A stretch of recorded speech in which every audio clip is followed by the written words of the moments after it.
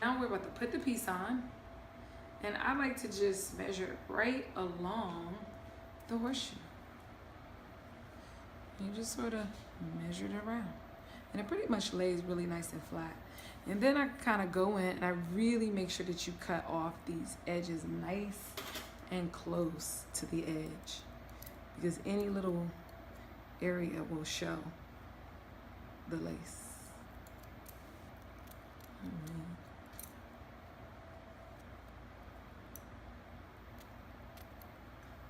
All right, and that part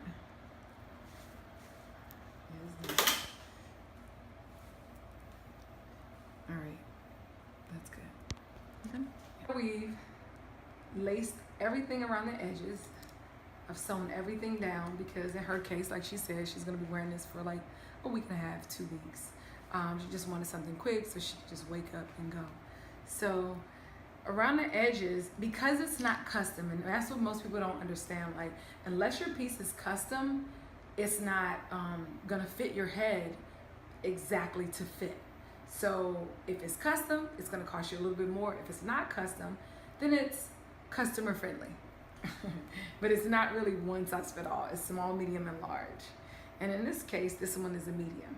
Her head is not too small, but it's not too big either. So you want to get them where they kind of are one size fit all. So what I do is right here, it's a little bit bigger. If I went closer, of course, I can get it right along the edge. But because I want her to have a little versatility, I'm gonna do, so I want to leave out a little bit more edges, and I'm gonna do what I call like a tuck and roll. And this tuck and roll, you guys are really familiar with it because I talked about it in my last video, where you can bobby pin it along the edges with the French pins like I showed you guys. And that is these right here. The French pins, okay, I'm coming back on something. The French pins are the really thin ones without the little tips at the ends. The reason being because you can jam through the lace better through with these little French pins, okay? So the reason is you can get through the holes so much easier with a French pin. It's really small and it'll go right along here. Come check it out. They'll go right through these little holes. So what I like to do is I tuck it and I roll it, and I can either pin it, and so you get your little pin through here, and then you pin it in just like that. And you do that little pin all along the edges. Tuck and roll, tuck and roll. So when you go to flip back, look at that. It's nice and seamless. In her case, I'm gonna sew it down because again, she wants to keep it a little bit longer. So a week or so will be just fine. She doesn't want to do too much shampooing it. You don't want to do all of those things. You just want to really have something that's easy to maintain, and you just might want a little change. So here you go. For the professionals, I'm gonna sew it on. So again, I do a little tuck. I like to tuck the lace a little bit around the braid and roll.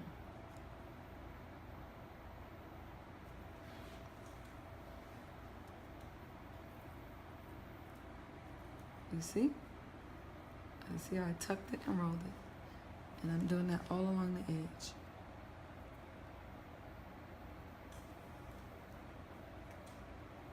You see?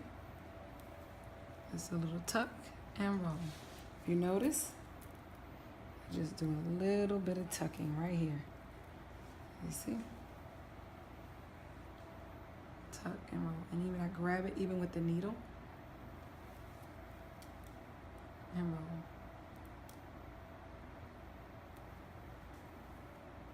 Now this is not the Kiyah Wright Perfect Your Weave, Increase Your Income.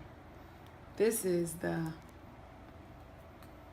do it yourself at home